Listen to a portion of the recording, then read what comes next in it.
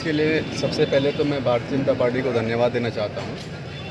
और दूसरी चीज़, मुझे इस बात की खुशी है कि भारतीय जनता पार्टी योग्य प्रत्याशियों का चयन करती है। इसमें किसी तरह का जातिवाद या परिवारवाद का भेदभाव नहीं रहता, क्योंकि जब मैं सपा में था तो उस टाइम मेरे पिताजी चले गए थे बीजेपी में और मुझे सपा ने टिकट नहीं दिया था, जबकि मैं वहाँ से सिटिंग एमएलए था। लेकिन अब हमारे पिताजी सपा में हैं और हम बीजेपी में हैं और वो सपा से विधायक हैं, उसके बाद भी बीजेपी ने हमको टिकट दिया। इससे साफ साफ झलकता है कि भारतीय जनता पार्टी बिल्कुल जो असली समाजवाद है वो भारतीय जनता पार्टी के अंदर है। आजमगढ़ ने जो मैंडेट दिया समाजवादी पार्टी को दिया, अब ऐसे में आप भारतीय जनता पार्टी का नेतृत्व कैसे अपने समर्थकों को या अपने वोट को आप इकट्ठा करेंगे और पार्टी को कैसे मजबूत करेंगे? वैसे मैं आपको एक चीज़ बताना चाह रहा हूँ, शायद इससे पहले इतनी बड़ी संख्या में मुसलमान भाई कभी भारतीय जनता पार्टी कार्यालय पर न गए हों।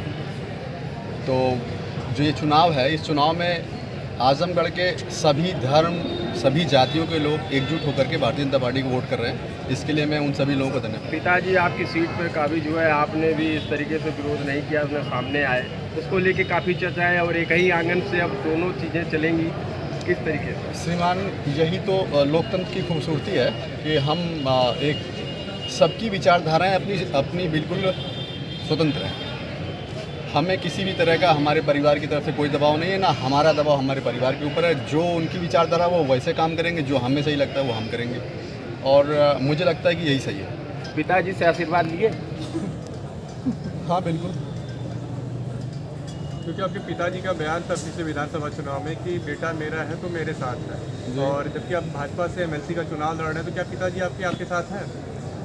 वैचारिक रूप से जो हमारी राजनीतिक विचारधाराएं हैं वो भिन्न हैं और मैं भारतीय जनता पार्टी के विचार से ताल्लुक़ रखता हूं और वो समाजवादी पार्टी के विचार से।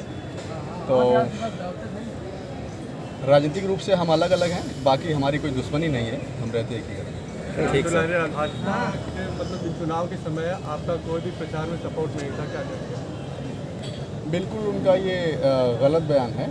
ये चीज़ अगर कोई कार्यकर्ता ऐसा कहेगा तब मैं इसको मानूंगा। मैंने कोई भी ऐसा काम नहीं किया जिससे मेरे ऊपर इस तरह कोई आरोप लगे। किस प्रकार आप जीत का दावा कर रहे हैं? मैंने आपसे बताया ना कि सभी तरह के, सभी जाति, धर्म, सभी दलों के लोग इस बार भारतीय जनता पार्टी वोट करेंगे।